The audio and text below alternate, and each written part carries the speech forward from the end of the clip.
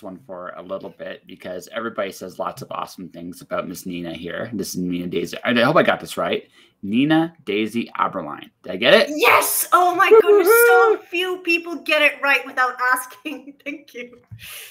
Well, look at my name. Just look at my name. Seriously. Like, look at that. It's a monster. It's a monster. Well, the last name is very Italian. Yeah, except it's actually not Italian. Close though. Maltese. Ah, well, close enough. Close. Potato, know because you live in Italy. Tomato. You know. But yes, somewhere in our many thousand years of history, my ancestor came from Italy. I'm almost certain of it, and was very, very popular on the island. We'll just leave it at that. It's a very Southern European name. Yes, very much so. Very much so. So no, I just know that. See, because I read, so I like people like Robert Heinlein, for example. So it's like, okay, she might have a line. It might be lean, but it might be line. I'm gonna ask nicely first, and hopefully she doesn't kill me, like Lock of Doom style. I was like, no, it's line, not lean. Line. Sometimes it's like people are like, "Welcome, Nina Daisy Aberlein," and I'm like, "Hello." It's kind of awkward. I'm like not like socially in a position to correct them, but inside I'm like, That's not true. Like no, there are ways of doing it that are very nice. Like there are ways to do it. I speak from experience because like I said, look at my name. Now, here's the thing. I will pop at some things. Like, so my all-time favorite like mass name mispronunciations. The 6th grade, I remember him. I'm going to out him on the show. Rob McLean was announcing me for an award for the assembly. It's like Josh Alphabet. Everybody knew who it was. Hey, that's honest. I can respect that. He tried. He couldn't do it. He just did his own thing. I can respect that. My other personal favorite, I heard lots of them. My other personal favorite. Do you remember the old Cantel Amigo phones? No. Okay, they're back in like the late, like early to mid 90s. I'm old. It's old, like old man at clouds. It's all good, right? And so someone said last name Cantel Amigo. Well, phonetically speaking, my last name is Pantelleresco. I'm like, okay, I'll give you that. That was good. I'll give you that. It was good. But because again, throughout the years, I get all kinds of ways to. Like last name is misspelled primarily, but even sometimes when it's misspelled, just say, you just politely interject, just like Nina Daisy Aberlein.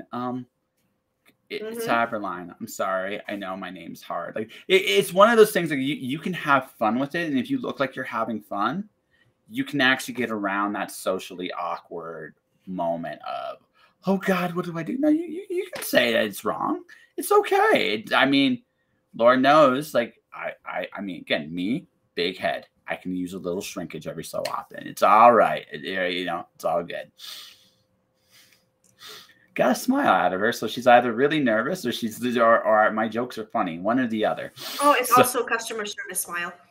Oh, customer service smile? I know. Oh, those are the worst. So are you it's kind of like, it's like, when you go live on like a show and, like.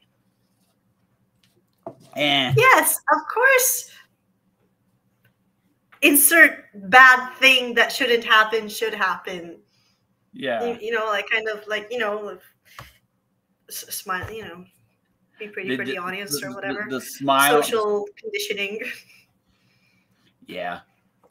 So just out of curiosity, I'm asking this. Please don't beat me. I'm asking this. How old are you? Oh gosh. Okay, I hate this question, but not for the reason you think. Okay. It's because I'm when I'm not a comic artist, I'm a teacher. Yep. And the teaching industry is mostly old people. Yes. Because there's no room for young people anymore. So most teachers are like 40, 50, 60. Mm-hmm. And when a colleague finds out how old I am, they lose respect for me. Because when they find out that I'm younger than they thought they were, than they thought I was, it's like, okay. And they automatically think I'm less competent than they would have thought originally. Yeah. I wasn't asking for that reason. See I know. But like, It happened earlier today because I just started temping a temporary job in an elementary school where I'm teaching English as a mother tongue in some classes. And one of the kids, and like today was my first day in some classes, and one of the children was like, "So how old are you?" And I told them I'm 24. And the teacher's like, "You could be my daughter." And I'm like, "Okay, thank you. Please don't treat me any lesser because of this." No, that's interesting. No, I asked it. So I was asking for this reason. See, so this is what I've noticed. I'm 40, right? Mm-hmm. I'm 40. So I'm old enough to be middle-aged and crazy, and I'm openly middle-aged and crazy, and I'm good with that. But what happens is I feel like in your 20s, you care what everybody else thinks. In your 30s, you fucking just you stop caring, and then you get to my age, right? And then you're like, yes, you're yelling at clouds a little bit more. You do. It's just one of those things that it does happen. This isn't the way it was supposed to be. It's like, and then at some point you realize that you especially for millennials. Technically, I'm in the millennium, 1981, exactly. Right? Exactly. This is yelling at clouds. Now I'm at the yelling at clouds age, right? I still think my Nintendo was cool back in the day, and I am okay with I've come to terms with the fact that I am now somewhat out of touch. That's just the way it is, right? But at the same time, what comes with age too is your inability to give a shit. And I'm terrified because I got to this quicker than my dad did. So I look at he's in his 60s. I'm terrified what I'm going to be like when I'm 60 because I might be one of those like crazy old people that just like what are you in for? I just felt like doing something, and they're like going to look at me like, but you're this old. It's like you know better. It's like I just don't give a shit, right? And that's just who I am. Yeah. Well, luckily, like here it's covered by my flower crown, but hold on. Okay. I've got, it's not very visible on the webcam, but I've got a thick streak of gray hair right here, which makes me look a lot older than I normally, which makes me look a lot older than I actually am, which like normally I mean, I guess I care to some extent what people think, but like I've gotten to the point that like, I don't know, if people are going to fat shame me because I put on a few pounds during the pandemic, I've started to care less and just buy bigger clothing. But what bothered me most about it, especially at work, is the change in how people treat you and their respect for you is one of my biggest pet peeves. So yeah, back to the original question. That's like the main reason why I normally don't like people. I get it, but what I think though is this is just what I think is going to happen to you. You're still at the point where you want respect of your peers, and obviously you are probably fantastic at what you do. Your approach is your approach is novel for kids. Here's the thing: when you're younger, you can connect to kids better. When you get older, right, and that's actually huge for teaching.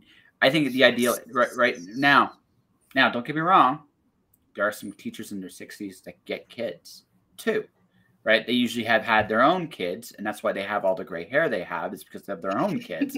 But that's neither here nor there. What happens is you realize that, right, like that connection with kids, right? Your big advantage is because you're younger is you still remember what being a kid is like. Hard. Now as you get older, like, okay, I should not count. Like literally, I'm drawing Legend of Zelda stuff for practice. I'm listening to heavy metal for a podcast interview to prep. Like my life is kind of weird and crazy compared to most people. I don't take myself seriously, and I never really have. Wonderful. That's the whole of my secret, folks. That's why this hair is mostly still brown. Like I said, I'm 40, and if I got a haircut, I would look about 10 years younger. It's like, how the hell? Right, shave the beard, shave that. I would look like it's like, you're like a kid. It's like, yes, yes, I am. So anyway, going with what I'm saying though is once you have the novelty of respect from your peers, and it is a novelty, And you'll realize it's a novelty. Once you actually freaking realize that, right? You'll be able to do this. I'm not saying to like literally do this. You'll be able to do this to all your peers that are older than you because you won't give a shit. Honestly, right? I especially inside, I already do so much because there's so many teachers who are like, I don't know, in their like late 40s, 50s, and 60s even that I teach with, and like they've been doing this for so long at this point that they have lost all empathy. And like from minute one in the first hour of class, verbal abuse to the children, and it's sad sometimes, you know, like when you go in and you're surrounded by 6-year-olds, and like maybe one is a little bit slower than the others and just requires a little bit more time, or like maybe someone is like a little bit more curious or like a little bit more energetic, and they shove down words like, oh, how could you be so stupid, oh, you should be old enough to understand. And it's heartbreaking to see them shape kids like this. But what I do know now is that when I will have kids, I will not send them to that school. That's right. Or that, or you'll hideously be teachers, one or the other. I was really fortunate with. So I came from the era. I don't know if it's just true. Like you grew up in Canada. Like I'm no longer cool. I don't know what works. But back in my day, teachers would try to recommend the kids get on antidepressants, which I don't think is a really good practice. Don't get me wrong. You guys do you do see the behavior of kids, but I'm not sure that qualifies any teacher to recommend drugs to any kid. So my dad, one particular teacher, tried to do that to me, and my father very quickly made it clear that that was not the correct way to deal with me, and in such a way that the teacher never mentioned it again, right? And that's what I mean. And this is part of what a parent does, right? Teachers they can observe behaviors. They're aware of things, and they definitely, like, you're with a student on average. Let's assume you have a stable classroom, anywhere from 2 to 4 hours a day. You're going to see these kids. You're going to get to know these kids. Some of these kids you're going to absolutely love. Some of these kids are going to drive you to drink various different things every so often, because you're going to be like, why are you doing this to me? I don't want to do it. But again, it's every kid's different. Every kid has different needs, and to some degree, part of your job is not so much even to teach, but to be a babysitter. It is part of the teaching job. So you're gonna deal with all these erratic, like, kids, and they're gonna be different. So you definitely be like, so he's a little off today. Let's see if he's okay. That's when you go to, hey, listen, this is what I'm noticing. Is everything all right? Right, and that's a good teacher, like, parent relations thing.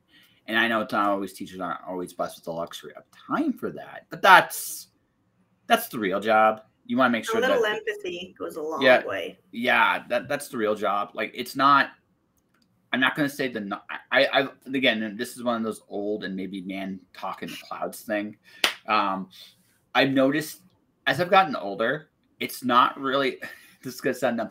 The content of what you teach, it's not really that important. And don't get me wrong, I'm not saying no, it's not. It's not. The real secret. What does it matter if the square is like, I don't know, 2 inches instead of 3 inches? It doesn't matter, as long as, like, even if the thing gets done, it doesn't matter if it's perfect. What matters is getting to the end of it. Yes, exactly. So I like your job, if I were to break this down, essentially is this. You want to give a student the confidence to solve their problems, whether it's chasing their dreams, whether it's figuring out how an isosceles triangle works. I remember that from school. Or whether it's, that they can open up and talk about things that are really going on with them. That's what a teacher does. A teacher should do. Yeah. Yes, should do. You are absolutely correct. But that's the job the teacher should do. Now, in all fairness to the old crotchety people who like me talk to clouds now on a regular basis, right? Some of it is cynicism, because they've seen hundreds or thousands, maybe even tens of thousands of students, and it all becomes a blur to some degree. Like, you will remember your first students. you will remember your final students always, because those are special. Mm-hmm. And everybody in the middle, there's going to be students that touch you in different ways, like impact you as much as you impact them. But the classes get a little blurry. It's like, I don't remember if you were in this class. Or I just don't. I'm sorry. I don't have the mental power for that. But you remember first and last, right? So I say all that to say that a teacher's real job, or really should be. So the kid goes to you, hey, I want to become the greatest magician in the world, and I want to make money and perform magic tricks all over the world. Your job is say, go for it, kid. Here's how you can do it. How to get started doing it. That's it. That's your job. The rest, it's nice. Did I hit that right? The rest is just present simple and present continuous. Yes. I just figured like that's what it's all about. Like that's what it should be about. Right? You want kids to be independent, critical thinkers that can solve their problems. That's what you want. Ideally. Right? Right. And again, every kid's different. Not every kid's going to be a scientist. Not every kid's going to be an athlete. Not every kid's going to be an artist. But that's not what you want. You want to give them the confidence to figure out who they are. Right? Because if you don't get that in school, what happens is then you got to figure it out in the real world. And the real world will teach you. It will. But it usually comes with a few more hideous beatings. It just does.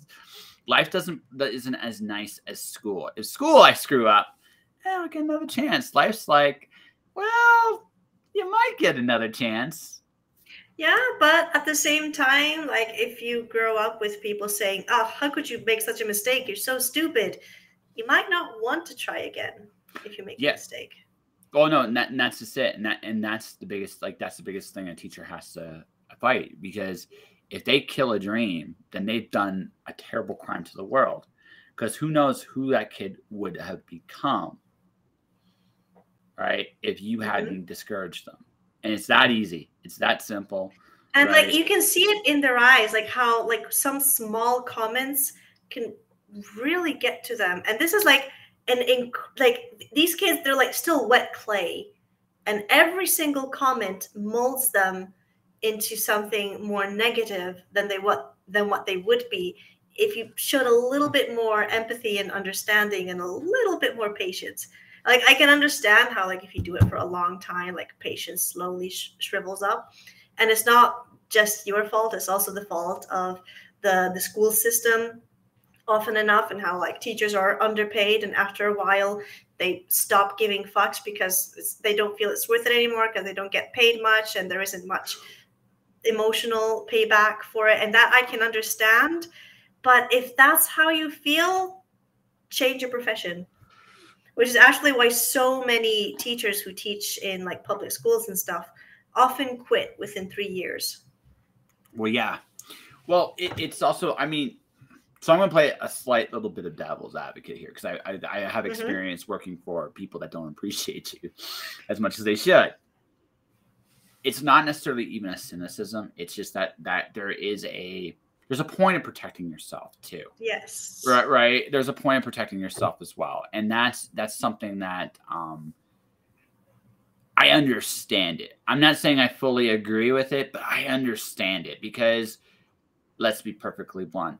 Education systems sometimes suck balls. So much. You're not dealing with people, you're dealing with numbers, and you're dealing with people that want to break things down into numbers because it's simpler. But the fact of the matter is, let's be realistic. It's people dealing with people. To a point, numbers can help and can make things better, or somewhat. There is room for that. But there comes a point too where you just like gotta go and say, fuck this, because there's a it's not practical. If I'm putting somebody through a system, just to put them through a system, then when they get to college, this is what's going to happen. College professor now is going to have to teach them the basics that should have been taught at the very beginning, which is, again, reading, writing, and problem solving. Notice I didn't say math, because I do think math is very important. I actually do. But, now again, reading and writing, if you got basic reading and writing, you can learn how to solve any problem. Doesn't matter what it is. The basic building blocks to problem solving are the same. You research, you see if you can define a pattern in what you've done, come up with an idea. Can you make it work? Can you repeat that process? You do all those things. Now, it might not be perfect. You know, that chocolate chip cookie recipe I tried when I was a kid did not go according to plan the first time I did it. But it did help me make better chocolate chip cookies in the long run. Right? So, you know, I nearly killed my dad, but that's another story altogether. I take 50% of the blame there. I did screw up, but legit story. I had a guy who was a chef there because, again, when you first do baking, it's baking, right? So baking is like real chemistry. So cooking, you can screw up a lot actually in cooking, and you can still salvage it. Baking, you screw up a little bit. It doesn't. You can't get it back. So here's the difference. Well, that's because cooking is an art. Baking is chemistry. That's right. Baking can be art too, but again, you have to have the chemistry nailed down before you can be artsy with it. So here's the thing. So a teaspoon of baking soda in a cookie recipe versus a tablespoon of baking soda in a recipe is a very different thing. Now I did misread it, but I did ask. He misread it too. And once it's in, there's nothing you can do. So those cookies became something kind of hideous. Like he actually bent over. So I mean, it's one of those moments where you just look at it and go, yeah, my first try. But I did learn from that, and I had a lot more respect for the chemistry of baking ever since, and I can make some pretty amazing stuff as a baker now, right? So I mean, the first time I nearly killed somebody, but it made me better in the long run, and him too. It built character or something like that, right? So I say it like that because that's the thing, right? You're here to teach kids that it's okay to make mistakes. It's about learning and learning how to learn, so that by the time they get out to get to college practice is okay. I'm going to teach you how to get shit done, right? Really get shit done. That's what college and university is. It's about how to get shit done, right? That's it. This is what the world cares about. This is how you do it. Please know your basics. Because if I have to teach you that, you're not going to learn how to get shit done. You're going to always be behind. So this is how education systems, like if they're really strong, you learn critical thinking and all those problem solving skills in elementary and high school, right? Things get relatively more complex. And when you get to college, with those skills, you do projects. And then when you become an adult, you're ready to take on the world ish. Right? But if you don't have those skills, then by the time you get to the real world, it's like, oh shit, I'm behind the eight ball. And it happens with a lot of educational facilities these days. Okay. Also, sorry for starting on a tangent about work. I just had like a really, really long day at work today, quite literally, because I'm like working a million different jobs and teaching is one of them. And I am also here to talk about we'll get there. Don't worry. We'll get there. Relax. Yeah, we'll get there. We'll get there. Relax. We're good. But no, I'm just finishing the conversation. Like, this is what the show is. It's casual conversation. Yeah, like, I've heard of you. Yo, everybody's heard of me. That's good. But yeah, no, that's the thing, right? I've seen great education systems. I've lived in Canada and the States. I've gone to schools. I just miss. So this is how old I am. I had a grade 13. I actually said a grade 13, right? Way back back in my day. But again, it was a completely different educational system. It was built on things. I think from a knowledge standpoint, today, you have so much more you have to teach because there's so much more information available, right? I think in comparison to me, I'd be like this. I'm not. I'm terrified of fifth grade right now because it's like who knows like the stuff they'd have to learn. But at the same time, it's just like my big concern of what I've seen come out of the education system is I'm not sure, and maybe I'm wrong on this, and you can correct me on this. Give them a problem, give them a knowledge-based problem. They'll solve it better than I ever could. give something that requires a lot more critical thought. I'm not saying they can't solve it, but it seems like it's a lot more of a struggle with that than it was back in my day. Clouds. Yes, they are heavily influenced to just think inside the box. And if you stray outside the box, they're punished for it. And it's frustrating because why would you force them to think inside the box when there are so many wonderful and useful things outside the box? Actually, you only get to new things when you go outside the box. Exactly. That's it. You stay in a box, nothing changes. Nothing. And that might be the whole, again, the nefarious, the supervillain side. If I keep them in this box, nothing changes. Or some, I don't know. Right? But we're not going to hear about the nefariousness of administrations that I'm not entirely convinced know what they're doing. That's like they don't. Sometimes I wonder if I want their drugs so I can understand, or if I want to know the drug so I can avoid them at all costs. I haven't decided yet. If you have the answer to that question, let me know. She's like, no comment. Anyways. No, actually, I think a bit of both would be better, because in places like Portugal, for example, where all different kinds of drugs are not exactly legal, but they are decriminalized. So, like, for example, if you are caught with crystal meth, they don't send you to prison. They send you to rehab. And they get you the kind of help you need. They don't punish you. They help you. And in a world where things like that are decriminalized, then you have a much better understanding and a lot more patience for people and for like the drugs themselves, and it helps you understand how they work better, and then you might actually be able to find an answer. It goes back to empathy. Like, yes, to me the big problem, I like, if I were to nail drug use down, I think the big macrocosm of it, there's a lot of individual reasons why people turn there, but I think with the big macrocosm, we live in a world where people don't make what they deserve. It's a struggle to just survive, let alone thrive. Especially in the US. Like, most of the world kind of sees the US as a third world country because of the economic disparity that's been happening in the past decades. Oh, yeah. Well, unfortunately, I think with the pandemic, we've all caught up to them in just a little bit in that regard. Unfortunately, the reality of the situation is, if you are a pharmaceutical company in the last 2 years, you made a shit ton of money. You made a shit ton, and it came at the expense. Like, I don't know what it was like in Italy. I don't know how long you've been over there, but I lived in Ontario. I watched so many small businesses evaporate during the pandemic, just evaporate.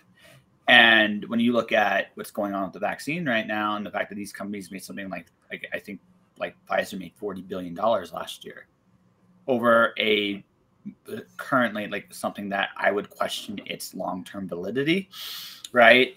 That is a horrible realization when you realize that came at the expense of so many people's livelihoods. But right, even not just the pharmaceutical companies, like the world's top 1%. Like, there's sources everywhere for this. Their riches have doubled during the pandemic, while everyone else has struggled more and more. Which is why, like, you know, it's very interesting to see what's going on here. Like, with everything happening here right now and the chaos here, it's just like, that's like a lot of it I almost feel like it's karma. It's just like just because it's, unfortunately, last 2 years, I mean, it has been an angry time. And that anger just comes up because people are recognizing some things that are happening. And it's just like, what the hell? I'm not defending it. But again, going back, you have to understand what the problems are if you're going to fix them. And you got to be honest about what those are. And the fact of the matter is, like, you know, like, a lot of the world has kind of made a decision, like, we want to keep things like this. It's like, no, it's horrible. It's absolutely. I mean, like the economic disparity as it is now is actually much worse than it was right before the French Revolution. Mm-hmm. And it's like, you know, in A Christmas Carol, you know, like how Mr. Scrooge was like super rich and Everybody else had nothing. Yeah, and his employee in particular was like seen as super duper poor.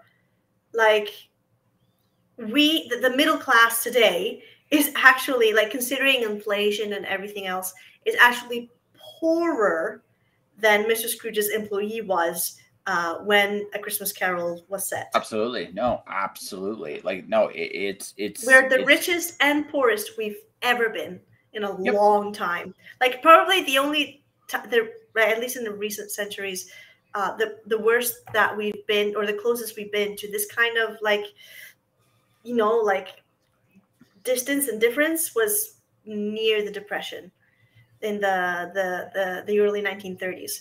Like the crash in 2008, it was bad, but it wasn't as bad as it was after 1929. And, like, as soon as we thought we got over a little bit, boom, the pandemic just made everything so much worse. And we're not out of the woods yet. Even when the pandemic comes to an end, it's coming to an end. It's so much longer than any of us predicted. Well, no, it's so, again, a more cynical person would ask why, but well, that's for another day. What I am going to say is, as we come kicking and screaming out of the pandemic, the reality of what we've done for the last 2 years is going to hit us. We're going to have a choice between either a depression, which sucks, or inflation, which is worse, right? That's where we're at. Like, we're going to be rebuilding from this for at least the next 2-3 years. Like, that's just the way it is. Like, there's not going to be these are the problems you can just see. And the quicker we can deal with those problems is, I don't know, like, I'm not a big fan of new normal or whatever the fuck this is, but we are going to go in a different direction going forward. The question is, where do we want to go? And if we're going to be honest, we don't want to end up back in a situation like this faster, right? We're going to have to take some steps away from what we've been doing for the last 20 years. But that also means confronting some of the problems we've been trying to avoid for a very, very long time. I'm not convinced. Like I said, I mentioned the pharmaceutical industry. Like, we're talking about the very wealthy, very poor. Well, yeah, there's disparity there. They're not going to want to give it up. And so what are you going to do? And let's be honest, in one sense, you almost can't blame them. They have it all. Why would they want to change that? Why would they? We're going to have to incrementally fight for change. So that's what it's going to take. But that also takes a united front, right? That takes a united front. Eat the rich. Yum, yum, yum, yum, yum. That won't work, guys. That won't work, guys. It wouldn't, sadly. No, like I said, but I also do think what I do think is going to happen, in my opinion, is decentralization. I think that's where we're headed. Okay, like, this has been my crazy thought for the last few years. We don't need a government like we needed it previously. We don't need, with all due respect, I think as a teacher, it would be much more lucrative for you to see if you can get students have parents pay a stipend to teach students on your own than it would be to actually get into an education system. You might actually make more money doing that. I actually do that. Like, I work for many different schools, and an elementary school where the registered typing is just one of them.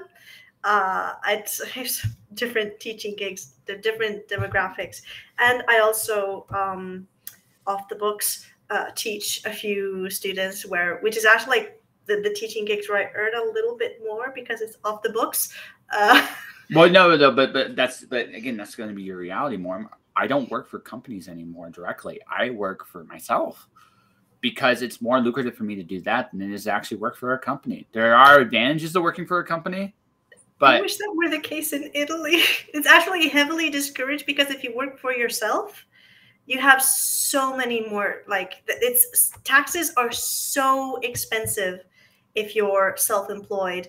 And of course you don't have all the perks of working for a company, like vacation days or sick days, and so forth. And like I actually like really considered, like, hey, I can find enough students like to work on my own. Maybe I should just be self-employed. And I contacted my family's accountant, and they're like, Nina, it's not worth it. You're gonna lose so much money. It's not worth it. If you have a contract with a school, keep it at least for now, because at least there you get sick days, you get vacation days, and at least it's in Italy, and like there is a big tax evasion problem in Italy, so big, and this is one of the reasons for it. No, but yeah, like I was about to say, like, see, this is the other thing. You're Canadian, I can tell. Like, you're absolutely from a Canadian thing, because here's the thing: you're an honest person, and I don't say that like as a negative. I say that it's overall a positive. Don't tell that to the Italian tax. I tell what? I have no idea what you're talking about. Here's what I'm saying, though. This is how it's gonna go. It's the old Chinese finger pretzel problem. This is how this works. If you try to force your way out of the Chinese finger puzzle, it gets tighter, right? And the tighter it gets, the more things fall through the cracks. It's how it works. The tighter you have a fist, when you have rocks, some rocks escape. You keep a handful under your control, but you lose everything. Whereas if you have an open hand, you get absolutely a lot more that way. That's why force is always to be discouraged, because you never get what you want. It's the least efficient form of diplomacy. So what you want to do is you want to encourage dialogue, diplomacy for this. Now, in the event they want to tighten all the screws and you can't do this, in a world like today, it's easier to cheat. It just right, it just is. And especially if you're working multiple jobs and already struggle to make ends meet. Well, that's the thing, is you're going to cheat. That's just how it's going to be. You're going to, because you realize it's either that or I don't get food on my table. Fuck that. I'm getting food on my table. That's just it's not what's nefarious. It's just, hey, I gotta make a choice. And honestly, to any government enforce that choice, fuck you guys. That's just how it goes. Right? That's how it works. So what you learn is you learn how to game the system. And sometimes if you game it the right way, you can make the government pay, and it's hilarious when you do, right? But that requires a willingness to some degree to be dishonest. Now, I don't think Canadians, it's not a common way of thinking, but I think it's going to become a much more prevalent way of thinking as the years go by, because again, why would you play an honest game with dishonest people, right? The only way to beat them is to be as dishonest as they are, at the very least, not forthcoming. You can be honest with people, and I'm not saying lose your integrity that way, right? What I'm saying is, when you're dealing with certain organizations, you just stop being honest, and that's just how it works. I'm not saying like this is the way it should be, because that's not what I'm saying. What I'm saying is this is the way it is. You learn this that every system can be gamed. It's encouraged to some extent to game those systems. Mm-hmm. So now you just got to learn how to do that. Yeah, and like the tax evasion problem is in a similar sense very similar to like the global warming problem. How like so many people try to blame both tax evasion and global warming on like the middle everyday people. Like just because you went to McDonald's and you got a plastic straw instead of a paper straw, it's not your fault that global warming is going up. It's because, like as we were saying before, like the big corporations, like both pharmaceutical companies and mega companies that are causing so much pollution. The same way with tax evasion, it's not really the everyday people who are trying to get food on their table who are the problem, but it's the corrupted higher up people who keep getting bribes to avoid making the richer people pay even more taxes. But that's always how it goes. It like, I'm not saying this, like, this is how it's always been. Yeah.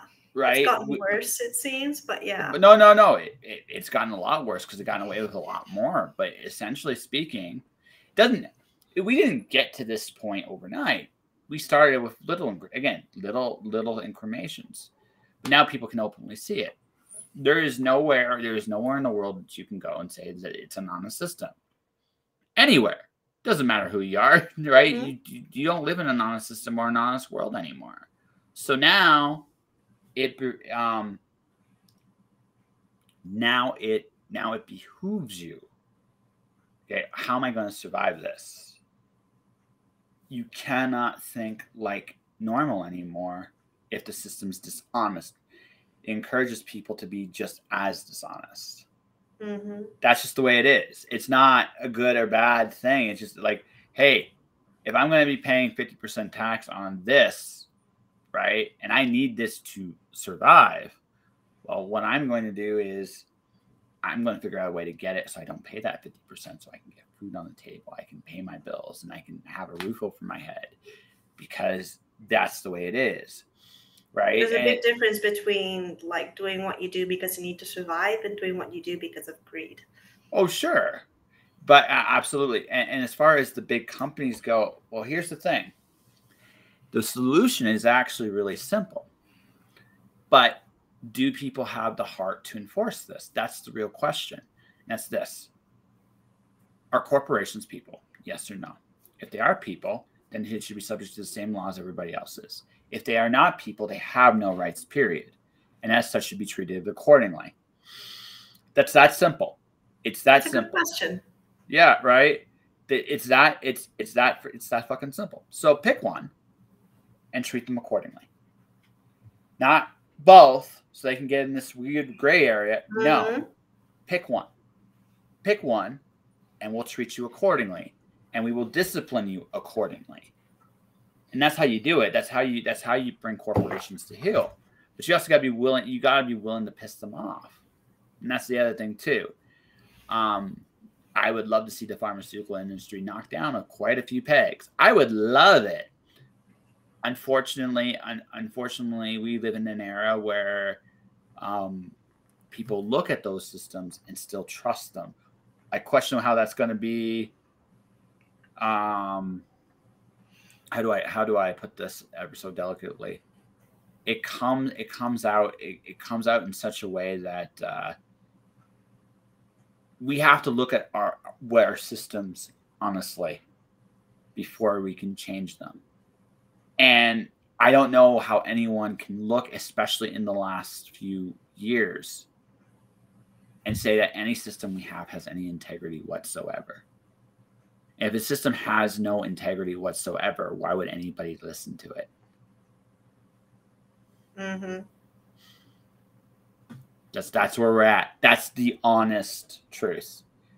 Nothing else really matters. I don't care where you stand on these issues, this issue. The reality is our system has no integrity.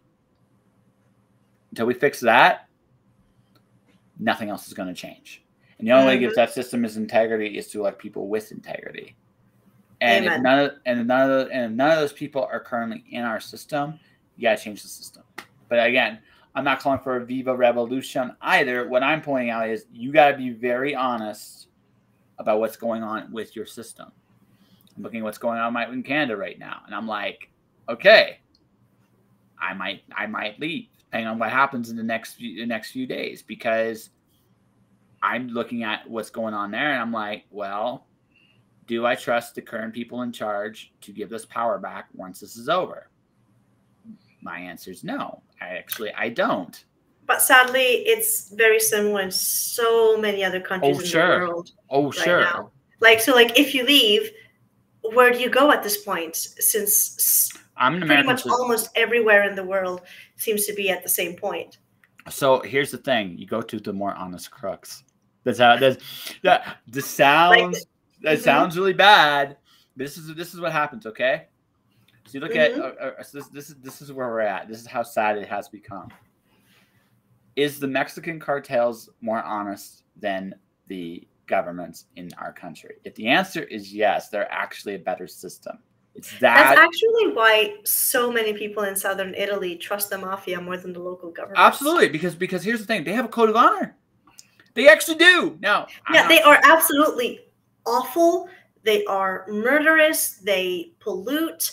They are like one of the biggest problems related to corruption in our government.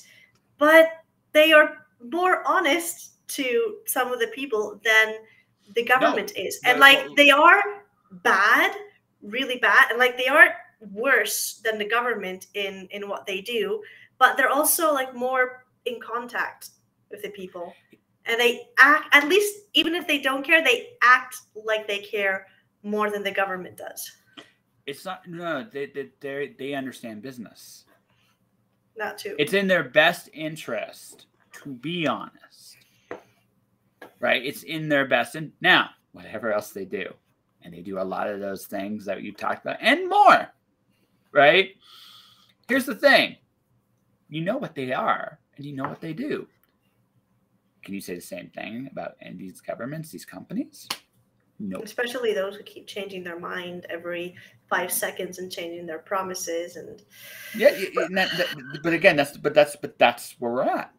So, if this sounds horrifying, and anyway, listen, it's like you're crazy. It's like, yeah, I am, but look around you. That's where we've come to, right? This is what we've come to. I'm not advocating anything, but you have to understand what you're dealing with and who you're dealing with, right? Who's more ruthless? That's all right. Who's actually more ruthless? Who's a real problem, right? That's what it comes down to. It's not that I'm choosing between bad men and bad men, but which one will give me a better deal? And we're coming to that world because of going back to something we said. Poverty is the biggest problem in the world. If you really sit there and think about it, everything we're talking about stems from the issue that no one gets what they're worth. Absolutely no one. You solve all this goes away, right? If you do, that requires a change from the top down. Or what inevitably happens is everything collapses because no one has faith in it anymore, right? Like I said, like I'm watching what's going on here. I know this isn't going to last. I'm not sure which way it's going to go, but I know it isn't going to last because you can see the results going on around you. And you're looking at it and it's just like, none of this gets fixed if things continue this way. So if it continues this way, it's going to collapse. Now, even if you try to turn course, it still might collapse. Again, depression or inflation. That's where that is the next step, no matter what happens. Right? So we're going to have to make some choices and some hard choices. But the thing about it is, if nothing changes, everything inflates, everything goes boom. And I mean everything. Right? So I don't really like that. Like that's kind of what we got to look at, honestly. And man, this sounds incredibly depressing. We're going to talk about your books really soon so we can get something happier. But if you want, like I said, if you want to like simplifying what is wrong with the world today, it's really simple. The people we have in charge have no integrity whatsoever, and no one trusts them anymore, and it's justified. So now, what do we do about it? Amen. Amen. Okay, let's go to something fun. So you consider yourself a teacher first, right? No, I consider myself a comic book first and a teacher when it comes to the bills. Ah, okay. So is your master plan then to draw books and like take over the world that way?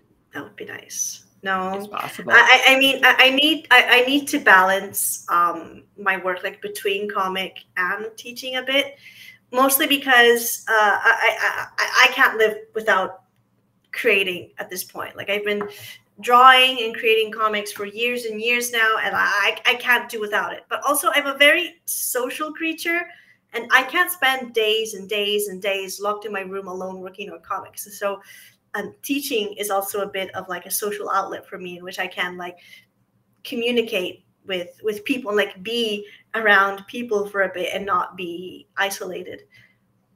and do something that I'm pretty good at. No, I get that. Absolutely. Absolutely. So I guess I should ask, I'm going to ask one last teaching question, then we'll get into funny books. What's your favorite age to teach? 20s.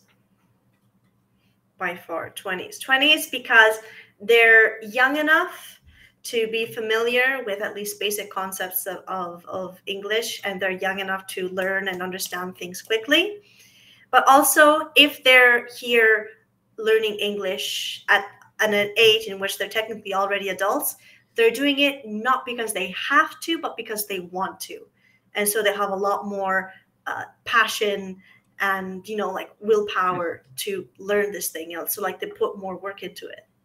No, that makes total sense. I just asked because when you talk about adult interaction, if your favorites were like young kids, I'd be like, so. I mean, I like young kids, but like in small doses, because sometimes you say something that for you is small and their eyes fill up with wonder, and that's a nice feeling. But too much and it's stressful. Interesting. Okay. No, I gotcha. No, I did it like this because I had to ask. Okay, so you need to have the social life, and you need to deal with at least competent 20-year-olds that can actually make you feel like I learned something today. Awesome. That's why you want to teach. So teaching is always going to be in some level of your life, but you're planning on taking over the world with your comics. I'm going to just say this: Nina Daisy Aberlein, World Dominator. That's it. Like, it sounds like a good business card. You probably should make it. You could draw a really amazing one too. Just you sitting on a throne. There's like a throne on the earth underneath you. It's like, yes, I did it. I'm wearing leather boots. I've got like a dark feathery fur coat. There's a raven sitting on my shoulder. I'm like sitting back with my legs open like this. Oh yes. See, I think Nina's secretly a supervillain. What do you think, folks? But no. So, what was the comic that made you want to do it? Honestly, it wasn't just like one comic, but it was more like a reading a lot. I mean, like, man, I want to do this too. Like, like contribute to all like the wonderful, like this wonderful like industry kind of that gave me so many stories and art that I really enjoyed growing up. So what did you read? I'm just curious what you read, because I still read comics today, so I'm very curious of that. So as a late millennial / early Gen Zer, the comics that I had most access to was manga. So I did like read mostly a lot of manga. In the early 2000s, stuff like Zatch Bell, and others that I can't remember right now because it's late, 10-hour workday. Brain is a bit mashed potatoes right now. This is what I'm currently reading. Have you checked these guys out? No. So Spy X Family. Oh, right, Spy Family. Yeah, I haven't read it, but I have heard about it. It's hilarious. It is one of the funniest. So Agent Twilight and Nora, they one's secretly a spy, one's secretly an assassin. And they have their little kid secretly a telepath. Only she knows what's going on of all of them. And she's 5. So she gets all these mixed messages about her. Right? She's getting all the thoughts both of them are getting. So one's trying to kill, one's trying to save the world. And they're kind of eerily similar and different. And in so doing, by pretending to be a family for their various reasons, they're actually becoming a family, which is actually it's sweet, it's funny.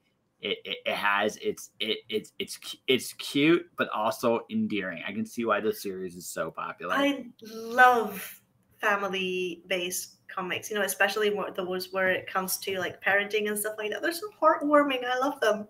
This one isn't. I wouldn't call it a parenting book exactly. It's the fact that Agent Twilight's like suddenly like, hey, I have this family, and he's trying to be a professional, but he's starting to care. Nora is also in the professional, and she's starting to care. So you're watching these two kind of fumble their way into that's the charm of the series is they're fumbling their way into a genuine love for each other. And it's slow because it's manga, but it's fun too. And it's over the top. It's spies and assassins and telepathic little girls. It's nuts. in the best kind of ways. I like my favorite like family like manga all time is probably Fullmetal Alchemist. I dug the heck out of that show, and I also loved manga. It's great. It's a great series. It's probably one of the best mangas of the last. It's easily in, like, yeah, it's easily in most people's top 5 for a reason. Yes. Most people's top 5. It may not be number 1, but it's up there. So yeah, that's what. So yeah, I do read manga too. I don't read as much manga, but I do read it. So I just figured you'd get a kick out of that. So yeah. I totally get it. So I started mostly with manga because it was what was most accessible for me. Also because compared to so many other comics, they're so much cheaper, like to buy. And like as a 10-year-old with a very, very, very small, thin wallet, there really wasn't much more that I could afford. Then when I was in high school, I started getting into some of the more, like traditional Western comics, like DC comics in particular, and mostly like I kind of have a thing for Harley Quinn. Yeah. But like this was all before the Suicide Squad thing, so Suicide Squad has absolutely nothing to do with it. No. But like classic Harley, like her dynamics with the other characters, her character design, her personality, her speech is I just love it so much. I even got a freaking like Harley tattoo on my butt. Well, not exactly, but just above it, but just above your ass. I'm sorry. I just had this image of Mr. J with a mallet around your ass. I'm sorry. So that's what came to my head there. I'm actually reading the current Harley Quinn book because I'm a big fan of Stephanie Phillips. She's been on my show. And I'm friends with Riley Rossmo, who's drawing the book. So, yeah, it was awesome. It's a no-brainer for me to pick up that book. It's not quite my favorite Harley, although I know Stephanie is enjoying the hell out of writing it. And I think Riley is enjoying what he gets to draw. But my favorite stuff with it is kind of a classic Harley in terms of person, but I think what I like about her is she tries to do her best, but she's not. Oh, hold on, I can't hear you. Is it me or is it you? Can you hear me? Yeah, I can hear you. Oh, now I can hear you. There we go. So what I was about to say was, the thing about Harley is she's a fucked up and she knows it. Mm-hmm. But she's not quite a hero. I don't think she ever should be. Mm-hmm. She's just somebody that's made a lot of mistakes and is trying to do kind of the right thing. Sometimes she succeeds, sometimes not so much. Yeah, like she's trying to fix her moral compass, but doesn't have the right tools to do it. I just like the fact that she doesn't quite have. It's not even she doesn't have the tools. I just think that it's more. She's not quite serious, and that's her charm, right? Mm-hmm. She's on that realm of zany, right? She's just on that realm of zany, and because of that, she's never going to be a goody two shoes, and you don't want her to be. What you want her to be is someone. Now, at heart, she's someone that tries her best. And for all her faults, you want to root for her. But you also enjoy it when she just gets into like stupid shit. She's one of those characters. You can put her in any situation and she's fine, right? And she's hilarious. Whether she's robbing a bank because she's trying to get back with Mr. J or trying to impress Ivy, whichever you like, right? Or whether maybe she's trying to make a legitimate difference, but she's doing it her way and no one gets it, and she loses her shit, which is also funny for entirely different reasons, right? That's what makes her so unique is she's not your typical hero, but she's not unlikable. And they've done a really good job of balancing her. When I call her Suicide Squad stuff, she's not always likable, but when she's on her own, she's very likable, and that's why she's got, I think, the fan base she does. Yeah. Yeah. So, but then like she's doing the wrong things for the right reasons. Yeah. Sometimes that can be true again. And when she realizes she does the wrong thing, she legit tries to change. And that's, again, she's got heroic qualities. But I don't ever want to see her as a superhero. That would ruin the character just a little bit. She needs to like there are a few like side series in which she tries to be a superhero. Like there was a side series with Power Girl, in which like she tries to be a superhero with like a duo with Power Girl. But she kind of like gets in the way, and like Power Girl gets like really, really annoyed at her because she's not doing it right, and like she's trying, but at the same time, like having fun is more important a bit. She'd make Power Girl drink, because here's why. This is the thing. Harley's messing up. It's also kind of like clubbing a baby seal. It's just not cool, right? It's just not cool. You're going out there. And she's trying. It's not, now, again, she doesn't always get it right, and you can kind of come down on her for that to some degree, but she's still kind of like doing her best. Very eccentric. Yeah, just eccentric, but doing her best. So what do you do? Like, you're right. What do you do in that case? Hey. And every once in a while, it works. It's just like, I never would have thought of that if it wasn't for you. And that might make Power Girl drink a little more, actually. Right? What's more terrifying? The eccentric person getting it all wrong or getting it all right? And if she's getting it all right, if she's getting it all right, then are you the crazy one? That makes you kind of go to the bottle at that point. It's like, oh, I don't understand. But no, like I'm enjoying this run. I don't know if I keep doing this run once they leave the book, but I am enjoying it so far, and I'll let them do their thing for as long as they do it. I love Riley. I love Steph. They're both really cool. Steph's my secret Canadian buddy that lives in the States. She's a hockey fan and all that stuff. And she likes, so she's secretly Canadian. But to the rest of us listening, watching, I mean, those are the books that are fun. And that book, so when you start actually going, I'm going to do this, when was the year you said, let's do it, I'm going to kick some ass? It was my last year of high school. So I had been like drawing, like even like digitally for several years at that point. And I was like, you know what? I've got this story in my head. I'm going to try and make a comic. And then I did. And then I went to comic school, and then I kept creating, and then I kept creating, and then I kept creating. And here we are. Oh, and you didn't know. So when did you stumble into the book then? Because you're like, when did you stumble into the book? Like there comes there's a point where, okay, there's a difference between drawing and then a story coming into your head going, I can tell this story. So how did it happen? Well, it was mostly like I had this concept in my idea, like how many teenagers like have their original characters, and sometimes they think of backstories for them, just like for shits and giggles, just for fun. And then I just like took those and decided to make something more of it. And it was difficult at first because it's work. It's really heavy, especially if you're not used to it.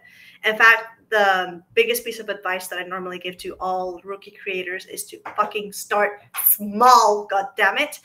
Start small, because otherwise you're not gonna want to continue. Start small. So I did. I started small. Then I started with something a bit bigger, and then something a bit bigger, and then something a bit bigger. And like after a few years, it was like second nature for me at that point. So I kept creating because it was like what felt right to me to do. So I started out of curiosity, and I was like, oh, this is fun. And my very first comic, I was able to bring it to completion because like I had this notion in my head that my characters would be miserable if I didn't bring their story to completion. So I kept working on it like for the sake of my characters, because I was like, oh no, these poor babies, if I don't do it, nobody will. And so I did it. Dun, dun, dun, dun, dun, dun, dun, dun, dun. Final Fantasy music again. Old man at clouds. But I think she might know the Final Fantasy theme because it. Oh yeah, I sing it all the time whenever like I do like mock exams and tests and stuff with students, and they get it right and like do do do do do do do do. Sometimes they get it. Most of the time they don't, but that doesn't matter. Oh, and the ones that get, you're like, yes, yes, I'm so cool. And everybody else, you're like, I'm an adult now. And there's like those momentary tears. I'm an adult. Ah! When you just got like me, I don't care if I'm cool. I'm just fucking. I'm being my own goddamn unicorn. But you got like, so why Kickstarter? Why? So I was actually on Indiegogo for my first crowdfunding campaign, but there were several issues that popped with Kickstarter with Indiegogo. The biggest one being that a lot of people, Indiegogo declined their card. Ooh. And so for a lot of people, like initially maybe wanted to back the campaign, but like Indiegogo would decline their card once, twice, 3 times, and then they would lose interest. Mm-hmm. And so for the next campaign, I tried to do it on Indiegogo instead, on Kickstarter instead for this reason. And it actually turned out to be, at least for me and my kind of project, a much better platform. Because like, for example, while on Indiegogo, like one person backed my campaign because like they found it while browsing through the website. On Kickstarter, the majority of the backers backed my campaign because they found it while browsing the Kickstarter website, instead of like being redirected there from like interviews or posts or things like that. So, and then suddenly like, yes, I found my people. And now, yeah. And I made so much more money through Kickstarter than I did through Indiegogo, with almost the same amount of like preparation and marketing and stuff. So yeah, well, that's because you rock. Your books do look really, really freaking cool. Yeah, she's like, I'm so happy you said that, and it's like there's like a big giant smile like this. So, but it is really cool. Like you proving to yourself that you can get a project done is huge. Your own baby, and people want to read it and keep being engaged with it. That must make you feel really good. Yeah, like especially at the beginning, I was like, yay, I feel so proud of myself. But also like at this point, because I've been doing it for several years, it's a bit more internalized. So it's like, yeah, of course people want to read my stuff. So it's a bit less exciting, but like there's still that yay factor. Well, it's kind of like shifting a bit from the super rookie mentality to like slightly more professional kind of mentality. Because like, no, that might not be the right word for it, but like, gosh, I don't think I have the words for it, but it's like I've been doing it. I think I know what you're talking about. So let's see if I got this right, and if I'm wrong, you can say I'm on something, and all right, it's totally fine. This is what happened. There's the newness factor. You're doing it. You're putting yourself out there. The Indiegogo thing wasn't like, bleh, but okay, that might not be my fault. That might be just a little try Kickstarter, and we'll see what happens. And all of a sudden, you got it together. It's like, holy shit, it worked. Yes. Now you're like, okay, how do I make this sustainable? Yes. Right. Yes. Right. Yes. Because if you're going to tell me that you're not a professional, I have strong doubts you ever were not professional. Something just tells me you're meticulous enough to I'm going to damn it. I've seen my students procrastinate for years now. It never works that well if I fucking do that. I'm going to be prepared. I'm going to have my shit together, because that's how you succeed. Like the real secret to folks, like I said earlier, is showing up and doing the work. Well, that's keeping your shit together. So I feel, by and large, you do a really good job of that. Thank you. Yeah, right? Something just tells me you are that person. That all said,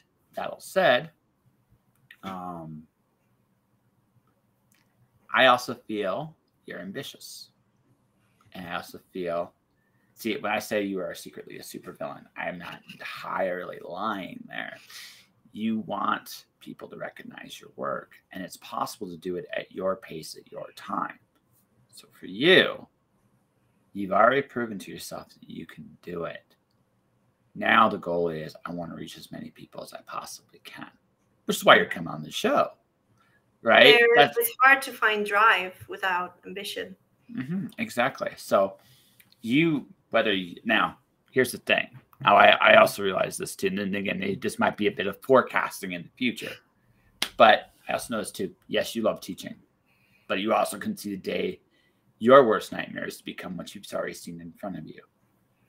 That's your worst nightmare. You don't want that passion to die. So there's probably going to be a time down the road you're going to say goodbye, at least in the capacity you're in right now. And you want somewhere to go to. And you, much like every other dreamer out there, wants to do what they love to do. Hence why you're doing this now. You're willing to wait a few years because you have the patience to do that. But you're also, I think, very quietly determined to succeed.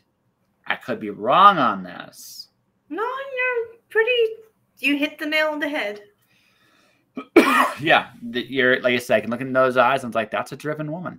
That is a very driven woman. And she's not going to take no for an answer, but she wants to do it before she stops caring. Because that's the only way I feel like you lose. Comic can get right. That's the only way I feel you lose. You don't need to make $1 million, but you might. It is entirely a possibility. Someone might come to you someday, hey, we want to make this into a video game or comic or something. And you'll be like, or a movie or television show. And you'll be like, I'm in for that free monies. Right. But, but yeah, like you're someone that wants to love everything they do. You can see yourself never not loving comics. Right. You can see never not loving comics. I don't know. Again, but you've seen the warning signs from people that teach. Do you want to be there when you're 40, 50, 60? My gut says, no, you don't. 30, sure. 40, no. That also depends on because I'm teaching, I just started teaching at elementary school, but as a temporary gig. And the general feeling of teaching there is so much different than the other places where I teach. Because I also teach at the local Wall Street School of English school, and there are people of all ages go to learn English, and it's mostly adults. And the feeling in the classrooms there is so much more different than the classrooms here in the elementary school. For example, after 5 hours of teaching in elementary school, I am drained, I am exhausted, and I understand the effect that may have on me if that's what I did every day for 40 years. But after teaching 5 hours at the other school I teach at, where I teach people who are inspired, people who are there because they want to learn, people who have a genuine interest for what I am teaching. After 5 hours there, I actually feel energized. Despite working for several hours, maybe even without breaks. Because they inspire you as much as you inspire them. Exactly. I get that. No, I totally do. So, but I also do feel again, there is a little part of me that says you want to be more creative and a little less teachy. Doesn't mean completely get rid of teaching. I'm not saying that, but I feel like in your case in particular, you want to be inspired and you want to love what you do. And that's what you're going for. I think I got you. I think I got you pegged there. So that means, you're in Italy right now. Are you going? You're saying you're planning on moving elsewhere for a bit? No, I'm planning on staying here for at least the foreseeable future. Yeah, you like it, in spite of the wonderful tax problems and criminal elements and stuff you mentioned earlier. So what is it about Italy that you... so good. It's so good. One of the main reasons why my family decided to move back to Italy after spending a few years in Canada was because of the weather and the food. I can understand that. I live in Canmore, Alberta right now. We have snow. Right. But I've also got some of the most beautiful mountains in the world. If you go on my Instagram. We do too. I live right behind the Alps, so there. Actually, you know what? I can go head to head with you. I can go head to head with you on that one. And when I lived in Canada, I lived right next to the Rocky Mountains. That's where I am right now. That's where I am right now. I am in Canmore, Alberta. I'm literally in the mountains. So there's good and bad that comes with that. But I enjoy the energy. Like, it's to such a degree. I didn't expect to end up here. I'm debating whether or not to stick around out here or not. It depends on how things work out in the next little bit. But how do I put this? It's possible. Like, it really is possible. And I'll be doing it as a creative. Like, what do you do for a living? I make an ass of myself on the air, and people pay me for it. Who knew? Big mouth is the key. So your last Kickstarter got funded in 2 days, which is 2 amazing. hours. 2 hours. Even better. Even better. Final Fantasy. So it goes without saying that she's good at what she does. So how about this? Like, what's your schedule? Do you have like a schedule nailed down? Because now you've done a couple of these. Is there a process nailed down at this point, or are you still kind of perfecting it? So, well, the very first volume of Sunrise Blossom, like, I spent actually 2.5 years on. Yeah. And it is in grayscale, but it's like 223 pages, the first volume. While the second volume, which I just finished kickstarting a couple of days ago, it's a bit shorter. It's 53 pages, but in full color. And considering roughly the amount of time that it took me to script, storyboard, draw, ink, color, letter, format, that I might be able to come out with a new roughly 50-page volume every 7 or 8 months at this rate. So by the end of this year, there will almost definitely be a campaign for volume 3. So you got your system down. Now it's the slow takeover process. It all will fall into place. Will you do like the Mr. Burns thing? Like, yes. Or are you going to be like, or do you have your own like world domination thing? Like, it is like your own Mr. Bigglesworth. And I gotcha. $1 million was... Mr. Abel, this is the 60s. That kind of money doesn't exist. No. $1 million is like we went to $100 billion. Yeah. Like that doesn't exist. There's not enough. There's no money like this in the world. Oh, I'm back in the 60s. $1 million. He comes back and like the present day. $1 million. Everybody looked at him like everyone's laughing. Yeah. Like, why is everybody laughing? That's chump change. $100 million, like $100 billion. There you go. Now you're a villain again. Now, not just a laughing stock. I'm sadly to say my favorite part of those whole movies is that guy he constantly tried to kill, but just wouldn't die. It's like, you just looked at that and you said, that's a tough son of a bitch. Like, seriously, he just refuses to die. Gosh, Austin Powers was such a good movie series. I loved it so much. It was one of the films that I grew up with when I was little. And so, like, I've seen all the movies multiple times. Several scenes I know by heart. I used to call it Austin Superpowers. And I would watch it with my family. It's the funniest thing Mike Myers has ever done, for sure. Yes. Not everything he does hits the same notes. That one just for some reason did. And it deserves a reboot so much more than many other series out there. Here's the thing. But mostly because I want to see more Austin Powers content. Like, because like the last movie was like 1 million years ago. And it's like, I kind of want to see more. Like, even if it's still set in the 90s, I'd be cool with it. But like, I don't know, 3 movies isn't enough. See, here's where I'm at. That should be an animated short series. Yes. It should not. I guess Archer is a bit like that. Archer? Oh, no. See, there's slightly different tones. Archer is much more over the top and extreme.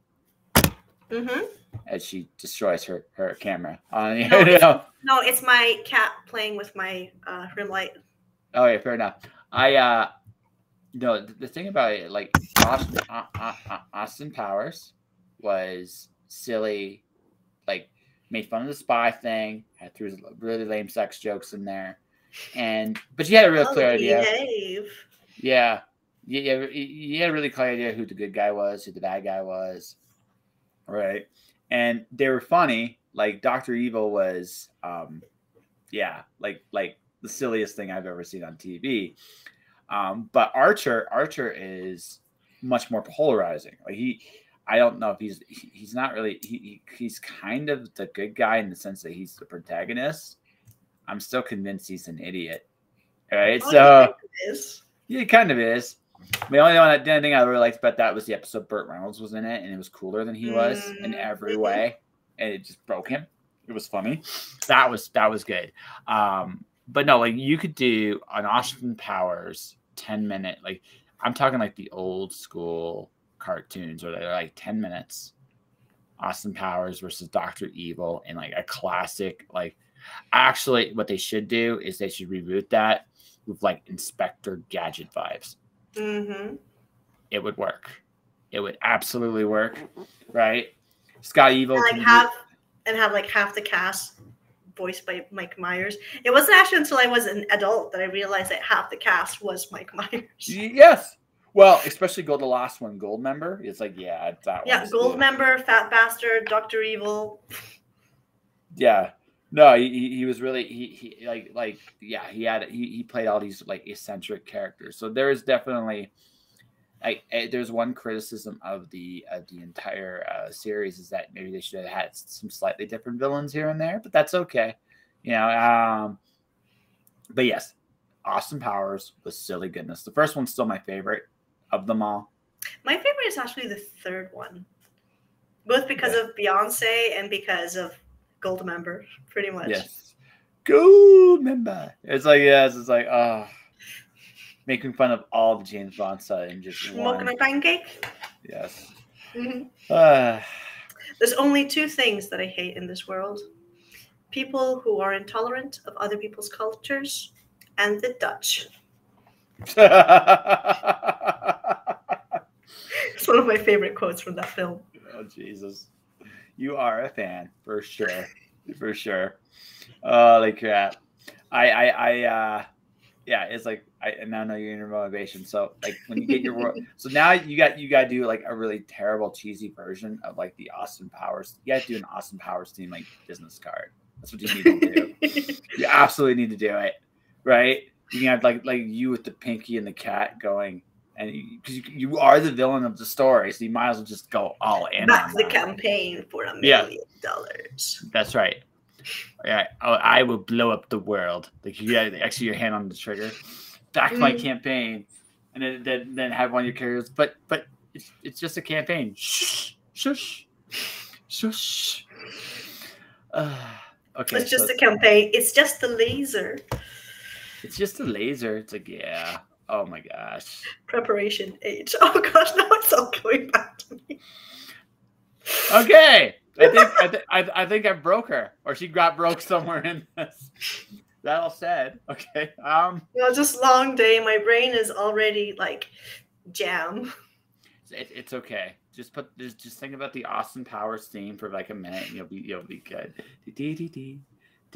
Oh God, it's in my head now. Jesus. I think we need to call this interview before both of us. I don't. I think normally you'd be the adult between the two of us, but I'm not sure, and I'm certainly not qualified to be an adult. Just ask around people that know me. I think, in all seriousness, we do have a decent interview here. What do you think? Yeah, it was really fun. Yeah, it was one of the most enjoyable conversations I've had in a while. That's good. I'm glad. I'm good at this, but don't tell anybody.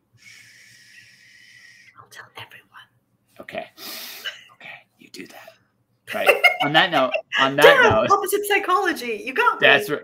Yeah, I got you. Yeah. I'm smarter than I look. Don't go there. We don't have that much time for that with the name jokes. Anyways, before we wrap up, how would we do this? Let's do a proper pitch of your series where people can find it.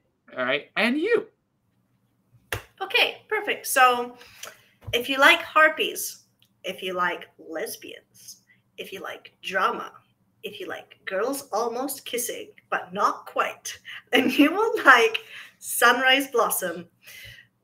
So Sunrise Blossom is a coming-of-age story about a young falcon harpy, Ivy, who is abandoned by her birth mother and raised by a family of owls. While traveling with her sister to learn about human culture, they have an argument, and Ivy is separated from her because they were acting like dumb teenagers, as dumb teenagers do. But luckily, our protagonist is picked up by a human woman, Violet, who helps her discover herself and bloom into womanhood. But it's only after a dramatic turn of events that Ivy realizes her feelings for her human companion. While in the second volume, there are a lot of heartwarming reunions, a lot more romance, and I hope you like it, monster girls. I don't know if you're into monster girls. They're really pretty. I've been really into them a lot. I could talk nonstop about monster. Okay, anyway, so volume 2. Ivy has been separated from her family, enslaved, and had her heart absolutely shattered, but the young falcon harpy stays strong and perseveres. She believes to have finally found some peace with a kind old fatherly man. But when his real daughter shows up, it's time for Ivy to return to the woman she had fallen in love with, Violet. So it's got harpies, redheaded harpies, redheaded lesbian harpies, and redheaded lesbian harpies in maid outfits. If you're into any of those things or all of them, then you'll enjoy Sunrise Blossom, which is the Kickstarter just finished, but it can be read on Webtoon and Tapas. Okay, so do you have a place where people can find said stuff? Yes, so I've got a link tree, and I'll post it in the private chat for you in a moment. So Linktree, which is linktr.ee/Nina D. Aberlein. And on my Linktree, you can find the Kickstarter, which just finished, my Patreon, Webtoon, Twitter, Instagram, Twitch, TikTok, newsletter, Tapas, Etsy, Discord server, Furfinity, Facebook page, and a partridge in a pear tree.